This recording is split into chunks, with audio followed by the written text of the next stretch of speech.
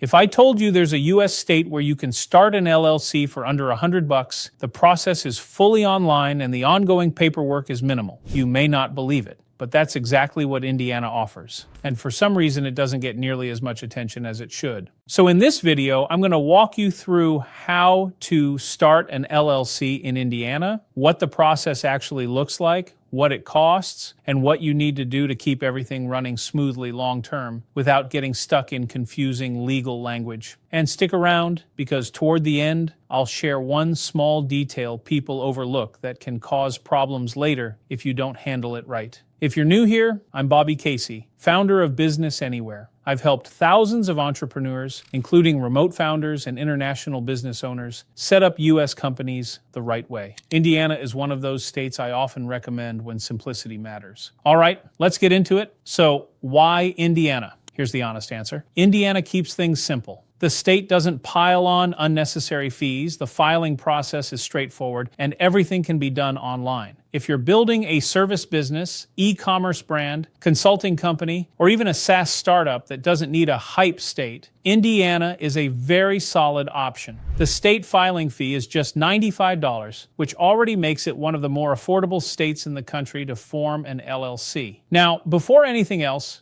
you'll need a business name. Indiana requires your LLC name to be unique within the state and include LLC, LLC, or limited liability company at the end. Before you lock it in, do a quick name search through Indiana's business database. It only takes a minute and it saves you from rejection delays and resubmissions later. And real quick, while you're here, think about your domain name too. Even if you don't need a website yet, future you will probably thank you. Next, let's talk about your registered agent. Indiana requires every LLC to have a registered agent with a physical street address in the state. This is the person or company that receives legal documents and official state notices on behalf of your business. If you live in Indiana, you can act as your own registered agent. But keep in mind, your address becomes public record and you're expected to be available during business hours. That's why many founders, and especially those outside Indiana or outside the US, use a professional registered agent service. It keeps your personal address private and makes sure nothing important slips through the cracks. All right, now let's make it official. To form your Indiana LLC, you'll file articles of organization with the Indiana Secretary of State. The entire process is online and refreshingly simple. You'll provide your LLC name, registered agent details, principal business address, and whether your LLC is member managed or manager managed. Once you submit the form and pay the $95 filing fee, the state reviews it.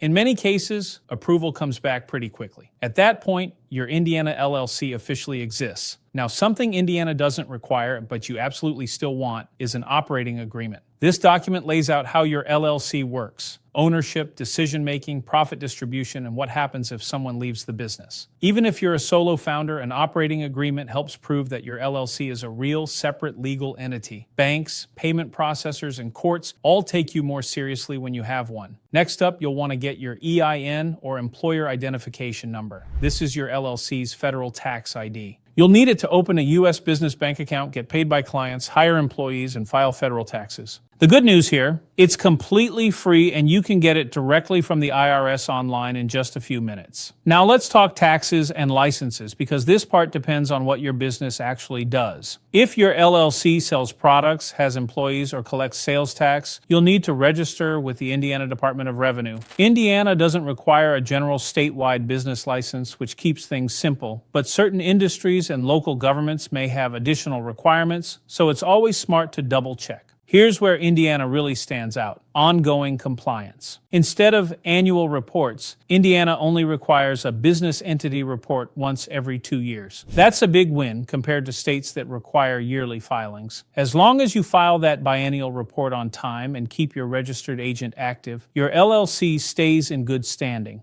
Miss it, though, and you could face penalties or administrative dissolution. This is one of those set a reminder and move on tasks, or just let someone else handle it for you. So let's zoom out for a second. To start and maintain an Indiana LLC, you'll choose a name, appoint a registered agent, file your articles of organization, create an operating agreement, get your EIN register for taxes if needed, and file a business entity report every 2 years. Simple process, low cost, very manageable. One last thing before we wrap up. Even though Indiana is straightforward, mistakes still happen, usually around registered agents, missed reports, or banking setup. That's why at Business Anywhere, we'll form your Indiana LLC for free. You only pay the $95 state filing fee. We also include your first year of registered agent service at no extra cost. If you want to skip the paperwork and avoid compliance headaches, check out the link in the description. All right, now I want to hear from you. Are you considering Indiana, or are you comparing a few different states right now?